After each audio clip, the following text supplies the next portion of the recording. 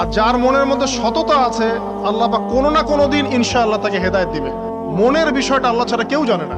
আপনি দেখতে পারেন সমাজে অনেকে দাড়ি, টুপি, পাগড়ি, জুব্বা সব লাগিয়ে ঘুরছে, তো বিশ্বাস করেন তাদের মনটা এমনও হতে পারে যে জানোয়ারের চেয়েও কুৎসিত, এমনও হতে পারে। আবার আপনি দেখবেন সমাজে এমন অনেক মানুষ ঘুরছে যারা হয়তো অনেক পাপে লিপ্ত মনে হচ্ছে, মনের মধ্যে সততা আছে। এমন অনেক মানুষকে আমরা দেখেছি যে ড্রাগ অ্যাডিক্টেড ছিল, মিউজিক করেছে, হারাম সম্পর্কের মধ্যে ছিল, নামাজ ঠিক মতো পড়ে নাই, কিন্তু যখনই আল্লাহর কথা আলোচনা হতো দেখতাম সে খুবই শান্তভাবে মন থেকে কথা শুনছে। কথা শুনতে শুনতে শুনতে একদিন মাশাআল্লাহ এখন দেখবেন যে চিল্লা দিয়ে বেড়াচ্ছে বিভিন্ন মসজিদে। অচত নামাজ পড়েই ভেবে বসবেন না যে অনেক কিছু করে ফেলছে। এক চিল্লা দিয়ে মনে করে ফেলবেন না যে দিনের জন্য অনেক কিছু করে ফেলছে। একটা হজ করেছেন, ওমরা করেছেন, সিয়াম রেখেছেন, দিনের জন্য দান সদকা করেছেন, একটা মাদ্রাসা মসজিদ করেছেন, ভেবে বসবেন না আপনি সব অনেক কিছু করে ফেলেছেন এবং অন্যরা সব ককরোচ, তেলাপোকা, ওরা জাহান্নামে যাবে এমনটা মনে করবেন। জানি না আমরা যে কার আমলের কতটুকু আল্লাহর কাছে কবুল হচ্ছে। এক ব্যক্তি এত পাপ করেছে যে শেষে মৃত্যুর সময় সে সন্তানদেরকে ডাকছে, ডেকে বলছে যে আমি যখন মারা যাব আমার লাশটাকে তোমরা কবর দিও না, যদি আল্লাহ পাক আমাকে ধরতে পারেন তাহলে খবর আছে আমার। কি করতে হবে? সে বলছে যে আমার দেহটাকে তোমরা পুড়িয়ে ফেলবে এবং পুড়িয়ে ফেলার পরে ছাইগুলোকে একত্রিত করবা, করে অর্ধেক ছাই সমুদ্রে ভাসিয়ে দিবা, অর্ধেক ছাই বাতাসে উড়িয়ে দিবা। সন্তানরা তাই করলো। মৃত্যুর পর আল্লাহ পাক এই সমুদ্র এবং জমিনকে বাতাসকে আদেশ করলেন যে তোমরা ছাই জড়ো করে দাও। আর মানুষ আর জিন আল্লাহর কথা না শুনলেও এই প্রকৃতি আল্লাহ পাকের কথা শোনে। বিজ্ঞান বলে প্রকৃতি থেকে সব হচ্ছে। কি প্রকৃতি? প্রকৃতি কি, কাকে বলে? মানুষকে আল্লাহর ইবাদতকে বাদ দিয়ে প্রকৃতি পূজায় নিয়ে গেছে। এই পুরো প্রকৃতি আর মহাবিশ্বে এক আল্লাহর ইবাদত করে। কে সৃষ্টি করলো প্রকৃতি? প্রাকৃতিক ভাবে হয়েছে সবকিছু বলে, আল্লাহ থেকে হয়েছে বলা যাবে না। বললে আপনি মৌলবাদী হয়ে যাবেন। আল্লাহ শব্দ ইউজ করলে আপনি মৌলবাদী হয়ে যাবেন। ধর্মতাত্ত্বিক শব্দগুলোকে আস্তে আস্তে উঠিয়ে দেওয়া হয়েছে। দেখবেন যুক্তি, বিজ্ঞান, দার্শনিক শব্দগুলোকে আনা হয়েছে। এটাও টেকনিক্যালি করা হয়েছে। কোন সেকুলার মিডিয়াতে আপনি দেখবেন না ইনশাআল্লাহ বলছে। ইনশাআল্লাহ প্রমাণ করবে যে আপনি আস্তিক না নাস্তিক। তো প্রকৃতিকে আল্লাহ পাক আদেশ করলেন এই সমুদ্র ছাই জড়ো করো, এই বাতাস ছাই জড়ো করো। তারা ছাই জড়ো করে দিল। এই ব্যক্তিকে বলা হচ্ছে তুমি জীবিত করে আল্লাহ পাক বলছেন তুমি যে এই কাজটা করেছিলে, লিমা ফাআলতা হাদা, তুমি এই কাজটা কেন করেছো? তখন এই ব্যক্তি উত্তর দিচ্ছে মিন খাশিয়াতিকা ইয়া রাব্বি ওয়া আনতা আ'লাম। হে আল্লাহ, আমি আমার বুঝে যা এসেছে আপনার ভয়েই আমি এই কাজটা করেছি, আর আপনি খুব ভালো করেই জানেন যে আমি আপনার ভয়ে করেছি নাকি অন্য কোনো কারণে করেছি। মানে আপনি আমার মনের কথা জানেন। আল্লাহ পাক তাকে মাফ করে দিলেন। আপনাদেরকে আমি সেই ব্যভিচারী মহিলার কথাও মনে করাই। ওই মহিলা, যে ব্যক্তি একজন যৌনকর্মী ছিল, বা যেটা আমরা বলি ব্যভিচারিণী মহিলা ছিল, একটা কুকুরকে দেখেছে সে পানি পান করার জন্য তৃষ্ণার্ত, সে এটাতে মায়া করে দয়া করে তার মোজাটাকে নামিয়ে এই কূপ থেকে পানি উঠিয়ে কুকুরকে পান করিয়েছে। এই একটা কাজের বদৌলতে আল্লাহ রাব্বুল আলামিন এই ব্যভিচারী মহিলাকে মাফ করে জান্নাত দিয়ে দিয়েছে। হাদিসে এটাও এসেছে, নবী সাল্লাল্লাহু আলাইহি ওয়াসাল্লাম বলেছেন ইরহামু মান ফিল আরদ, তোমরা সবাই জমিনবাসীর প্রতি রহম করো। জমিনে মুসলিমই থাকতে হবে, তাদের প্রতি রহম করতে হবে এমন নয়, জমিনবাসী যারাই আছে সবার প্রতি রহম করো, জাতি, ধর্ম, বর্ণ নির্বিশেষে। এমনকি পশু পাখির প্রতিও দয়া করো। ইরহামু মান ফিল আরদ, জমিনে যারা আছে সবার প্রতি রহম করো। ইয়ারহামুকুম মান ফিস সামা, যিনি আসমানে আছেন তিনি তোমাদের প্রতি রহম করবে ইনশাআল্লাহ। ইসলাম এই কথাগুলো বলেছে 1400 বছর আগে। আজকের এই বিশ্বের সোকল্ড এই মডার্ন বিশ্বে যেখানে মানুষের রক্তের কোনো দাম নাই, সেখানে ইসলাম পশু পাখির অধিকার নিয়ে কথা বলেছে 1400 বছর আগে। কাদেরকে কি শেখাতে আসেন? কোরআন এবং সুন্নাহর বাইরে অভ্রান্ত সত্যের কোনো উৎস আছে? এখানে যা আছে তাই চূড়ান্ত। মানতে চাইলে মানেন, না মানতে চাইলে জাহান্নামে যান, কেউ তো বাধ্য করছে না। লাকুম দীনুকুম ওয়ালিয়া দিন। আল্লাহ পাকের রহমত দেখেন। আরেকটা ঘটনা আছে এমন, একটা বিড়ালকে বেঁধে রেখেছিল এক মহিলা, খাবার দেয় নাই, কষ্ট দিয়েছে। একটা বিড়ালকে খাবার না দিয়ে কষ্ট দেওয়ার কারণে এই মহিলাকে আল্লাহ পাক জাহান্নামে পাঠিয়েছে। এরকম কত ঘটনা আছে, এই ঘটনাগুলো হাদিসের পাতায় বর্ণিত আছে। কোরআনে কি বলছে দেখো, কোরআনের আমি কয়েকটা পয়েন্ট আপনাদেরকে খালি বলছি, এটা নিয়ে আমি সকালে ভাবছিলাম।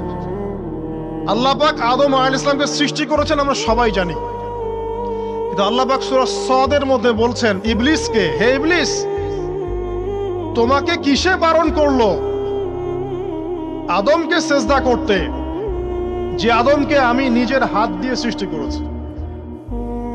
আল্লাহ রাব্বুল আলামিন যে আমাদেরকে এত যত্ন করে ভালোবেসে সৃষ্টি করেছেন, এটা কি আল্লাহ পাকের দয়ার নিদর্শন নয়?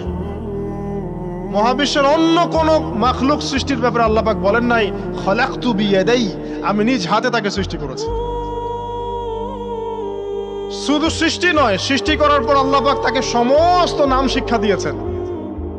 এই যে জ্ঞান শিক্ষা দেওয়া, জ্ঞান, এটা আল্লাহ পাকের সবচেয়ে বড় নিদর্শনগুলোর মধ্যে অন্যতম। এবং আল্লাহ পাকের সবচেয়ে বড় দয়া, আমার মত এটা, মানব জাতির উপরে আল্লাহ পাকের সবচেয়ে বড় দয়াটা হচ্ছে কি জানেন? আল্লাহ পাক আমাদেরকে জ্ঞান শিক্ষা দিয়েছেন, ওহী নাজিল করেছেন। এটা সব কিছুর ঊর্ধ্বে। কারণ আপনি তওবা করবেন, জ্ঞান লাগবে। নামাজ পড়বেন, জ্ঞান লাগবে। রোজা রাখবেন, জ্ঞান লাগবে। যাকাত দিবেন, ইলম লাগবে। আপনি দিনের যে কোনো আমল করেন, ইলম লাগবে। জান্নাত জাহান্নামের পথ খুঁজে পেতে হলে ইলম লাগবে। দেশ চালাবেন, ইলম লাগবে। অর্থনীতি চালাবেন, ইলম লাগবে। ইলম ছাড়া কিছু নাই, ইলমের উপরে কিচ্ছু নাই। এই ইলমটা আল্লাহ পাক কাকে শিক্ষা দিয়েছেন? আদম আলাইহিস সালামকে। আমরা তো শিখেছি সমাজবিজ্ঞান বইগুলোতে যে আমাদের পূর্বপুরুষরা নাকি গুহায় থাকতো আর গাছের ছাল পাতা খেয়ে থাকতো, তাই না? লতা পাতা খেয়ে থাকতো, গাছের ছাল পাতা খেয়ে থাকতো, পোশাক পরতো আর কি। বোগাস, ডাহা, মিথ্যা কথা। আল্লাহ রাব্বুল আলামিন সূরা বাকারা এবং সূরা আরাফ পড়ে দেখেন, আল্লাহ পাক বলছেন যে আদম আলাইহিস সালামকে আল্লাহ পাক সমস্ত নাম জ্ঞান শিক্ষা দিয়েছেন। মহাবিশ্বের যে প্রয়োজনীয় জ্ঞানগুলো আছে সেগুলো আল্লাহ পাক আদমকে শিখিয়েছেন আলাইহিস সালাম। ওয়াল্লামা আদামাল আসমাআ কুল্লাহা, আল্লাহ পাক আদমকে সমস্ত নাম শিক্ষা দিয়েছেন। আমাদের পিতা মাতারা মূর্খ ছিলেন না, তারা সৃষ্টি থেকেই জ্ঞানী ছিলেন। আদম আলাইহিস সালামের পারমাণবিক বোম বানানোর কোনো প্রয়োজন ছিল না। ছিল? বানান নাই। আপনার মধ্যে এই জ্ঞানটা আসছে কিভাবে? বাই ডিএনএ আপনি জ্ঞান পাচ্ছেন, কারণ আমরা আদম সন্তান। অনেক জ্ঞান আমাদের ভিতরেই আছে, এগুলো চর্চার মধ্য দিয়ে, গবেষণার মধ্য দিয়ে প্রস্ফুটিত হয় মাত্র। জ্ঞান ভিতরে আছে আমাদের। আমাদের পিতাকে জ্ঞানী করে পাঠানো হয়েছে। এই জ্ঞান শিক্ষা দেওয়াটা হচ্ছে আল্লাহ পাকের সবচেয়ে বড় দয়াগুলোর মধ্যে একটা। রহম করেছেন। শুধু তাই নয়, আদম আলাইহিস সালামকে এমন জ্ঞান শিক্ষা দিয়েছেন যে জ্ঞান ফেরেশতারা পর্যন্ত জানতো না। এটা কি দয়া নয়? এটা কি আদম সন্তানের প্রতি ভালোবাসা নয়? তারপরে সেজদা করিয়েছেন। মহাবিশ্বে অন্য কাউকে কি সেজদা করানো হয়েছে? কোরআনে কি এমন কোন দলিল আছে যে আদম আলাইহিস সালাম ছাড়া অন্য কাউকে সব ফেরেশতারা সেজদা করেছেন? আছে? তাহলে এই যে সম্মান দেয় আল্লাহর পক্ষ থেকে, সম্মান কিসের ভিত্তিতে? সম্মান শারীরিক ক্ষমতার ভিত্তিতে? সম্মানটা কি কারণে? জ্ঞানের কারণে, ইলমের কারণে, জ্ঞানের কারণে সম্মান। এই সম্মান দেয়াটা কি আল্লাহ পাকের রহমত এবং দয়া নিদর্শন নয়? অতএব সম্মান পেতে হলে, আল্লাহর রহমত পেতে হলে সেই জ্ঞানের চর্চায় আবার ফিরে আসতে হবে। আপনি যদি আজও সেই ওহির জ্ঞানের চর্চা করেন, আল্লাহ পাক এই পৃথিবীবাসীর বুকের মধ্যে আপনার জন্য সম্মান পয়দা করে দিবেন ইনশাআল্লাহ। দেখেন, ওই সেই জ্ঞানী যদি আপনি এখনো চর্চা করেন, আজও আপনি সম্মানিত হবেন ইনশাআল্লাহ। ব্যক্তি চর্চা করলে ব্যক্তি সম্মানিত হবে, একটা পরিবার চর্চা করলে ওই পরিবার সম্মানিত হবে, একটা সমাজ যদি চর্চা করে সেই ওহির জ্ঞান, ওই সমাজ সম্মানিত হবে। একটা দেশে যদি আপনি ওই ওহিভিত্তিক জ্ঞান ছড়িয়ে দেন, পুরো দেশকে আল্লাহ পাক সম্মানিত করবে ইনশাআল্লাহ, পুরো জাতিকে সম্মানিত করবে ইনশাআল্লাহ। আরো সামনে যান, এই যে আদম এবং হাওয়া আলাইহিস সালাম গাছের কাছে চলে গেলেন, ফল খেয়ে ফেললেন, কারণ আমরা আদম সন্তান, ভুল করি। আল্লাহ পাকের সাথে সাথেই বহিষ্কার করে দিয়েছেন? না, আল্লাহ পাক তওবা করার জন্য কালিমা শিখিয়ে দিয়েছেন। সুবহানাল্লাহ, তাদের কালিমা জানা ছিল না।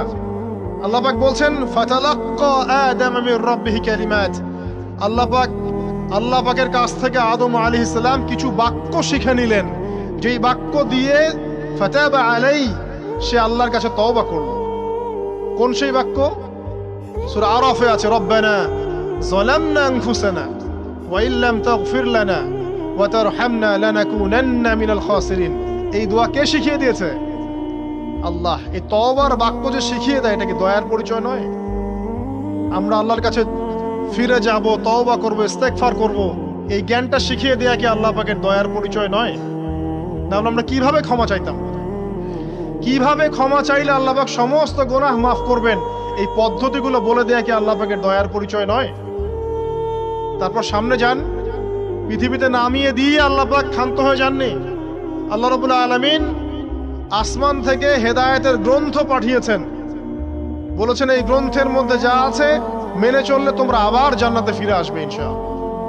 আল্লাহ পাক আদম এবং হাওয়া আলাইহিস সালাম এবং আদম সন্তান সবাইকেই সৃষ্টি করেছেন, উদ্দেশ্য হচ্ছে আল্লাহ পাক আমাদেরকে জান্নাত দিতে চান। আল্লাহ পাক চান যে আমরা যেন জান্নাতে যাই। যদি আমরা জান্নাতে যেতে না পারি পরকালে, একটা কারণে যেতে পারবো না, অনলি একটা কারণ, সেটা হলো আমাদের নিজের দোষে। একটা কারণ। যারা জাহান্নামে যাবে মানুষ এবং জিনদের মধ্যে, নিঃসন্দেহে মহাবিশ্বে তারা ছাড়া জাহান্নামে যাওয়ার উপযুক্ত কেউ ছিল না। ও জাহান্নামে যাওয়ার উপযুক্ত ছিল বলেই আল্লাহ পাক তাকে জাহান্নামে পাঠাবেন। আর যারাই জান্নাতে যাবে প্রত্যেকেই শুধু আমলের বদৌলতে যাবে না, বরং আল্লাহ পাকের রহমতেই যাবে। কেউই তার আমল দিয়ে জান্নাতে যেতে পারবে না। নবী সাল্লাল্লাহু আলাইহি ওয়াসাল্লাম এমন ভাষ্য বলছেন, ইল্লা আনা, আমিও না, ইল্লা বিরহমাতিল্লাহ, আমিও নয়, তবে আল্লাহ পাকের দয়া আমাকে ঘিরে ধরবে। আল্লাহ পাকের রহমত যাদের উপরে বর্ষিত হবে তারাই জান্নাতে যাবে ইনশাআল্লাহ। কে আমল দিয়ে যেতে পারবে না। যত আমলই করি বলা যাবে না এই আমলের বদৌলতে জান্নাতে যেতে পারবো। আল্লাহ পাক দয়া না করলে হবে না। আল্লাহ পাক চান যে আদম সন্তান যেন জান্নাতেই যায়। এই কারণেই সৃষ্টি করা, এই কারণেই আপনার ওহীভিত্তিক গ্রন্থগুলো পাঠানো, এই কারণে নবী রাসূল পাঠানো, আলেম ওলামা সৃষ্টি করা, মানুষকে সতর্ক করা, হায়াত দেয়া, বারংবার জীবনে চলতে ফিরতে আপনাকে অ্যালার্ম করা হয়, আল্লাহর পথে ফিরে আসেন, আল্লাহর পথে ফিরে আসেন। অ্যালার্ম করা হয় না? বিপদ দিয়ে আপনাকে অ্যালার্ম করা হয় আল্লাহর পক্ষ থেকে। আপনি চলতে পথে হোঁচট খান, আল্লাহ আপনাকে অ্যালার্ম দেন, ফিরে আসো। চলছেন বিপথে, আল্লাহ পাক অ্যালার্ম দেন, ফিরে আসো। আল্লাহ পাকের পক্ষ থেকে কিন্তু এগুলো আসে। অদ্ভুত একটা হাদিস বললাম, অদ্ভুত বলতে বলছি অ্যামেজিং হাদিস, যে একজন সাহাবী বলছেন, সালমান রাদিয়াল্লাহু আনহু, তিনি বলছেন যে যখন মুমিনের উপর বিপদ আপদ বালা মুসিবত আসে, তখন মুমিনের এই বিপদ আপদ বালা মুসিবত রোগ শোকের বদৌলতে আল্লাহ পাক তার গুনাহগুলোকে মাফ করে দেন এবং তার মর্যাদাকে বাড়িয়ে দেন, এবং সে আল্লাহর দিকে ফিরে আসার অনুশোচনা করার সুযোগ পায়। আর যখন কাফের মুশরিক বা ফাসেক মানুষকে এইসব রোগ ব্যাধি বিপদ আপদ বালা মুসিবত ঘিরে ধরে, তার দৃষ্টান্ত সেই উটের ন্যায় যে উটটাকে তার মালিক বেঁধে রেখেছে, এরপর ছেড়ে দিয়েছে। সে উটটা বুঝতেও পারলো না কেন তার মালিক তাকে বেঁধে রাখলো আর কেনই বা তাকে ছেড়ে দিল। কথাটা কি বুঝতে পারছেন? যারা আল্লাহ দ্রোহী, তাদের উপর যখন বিপদ আপদ বালা মুসিবত আসতে থাকে, তারা বুঝে না যে কি জন্য আসলো আর কেন চলে গেল। কিন্তু মুমিন ব্যক্তি যারা মুসলিম, আল্লাহর অনুগত, তাদের বিষয়টা হচ্ছে এমন বিপদ আপদ বালা মুসিবত রোগ ব্যাধি তাদেরকে আল্লাহর দিকে ফিরিয়ে নিয়ে আসবে। দেখুন, এই যে পৃথিবীতে নামিয়ে দেয়া, এরপর আল্লাহর পক্ষ থেকে ঐশী গ্রন্থগুলো পাঠানো, নবী রাসূল পাঠানো, আলেম ওলামা পাঠানো, আপনাকে হায়াত দেয়া, আপনাকে রিজিক দেয়া, এই শ্বাস নেয়ার ক্ষমতা দেয়া, আপনাকে জ্ঞান বুদ্ধি দেয়া, বিবেক দেয়া। এই যে একটু আগে তেলাওয়াত করলো শুরুর আগে নবী মুসা আলাইহিস সালামের ঘটনা। বনু ইসরাইল একটার পর একটা অবাধ্যতা করেই গেছে, আল্লাহ পাক তারপরেও তাদের কাছে নবী পাঠিয়েছেন, নবী মুসাকে পাঠিয়েছেন। ফেরাউনের মতো জালেম শাসকের হাত থেকে বানু ইসরাইলকে আল্লাহ পাক উদ্ধার করেছেন। এটা কি দয়ার পরিচয় নয়? নবী মুসা আলাইহিস সালাম গাছের নিচে বসে আছেন, খাবার নাই, বাসস্থান নাই, কিচ্ছু নাই, বরং তার গায়ে একটা অপবাদ দেওয়া হয়েছে যে তিনি নাকি একজন মানুষকে খুন করেছেন, অথচ তার ইন্টেনশন সেটা ছিল না।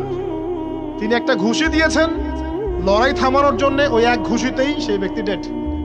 এবার তিনি গাছের নিচে বসে দোয়া করছেন, রব্বি ইন্নী লিমা আনজালতা ইলাইয়া মিন খায়রিল ফাকির। আল্লাহ, আমি নিঃস্ব অসহায় হয়ে এখানে বসে আছি, তুমি আমার উপর তোমার যে রহমত পাঠাবে আমি তার ভিখারি হয়ে বসে আছি। দোয়া করার সাথে সাথেই ওই শুআয়ব আলাইহিস সালামের মেয়ে হেঁটে হেঁটে চলে আসলো।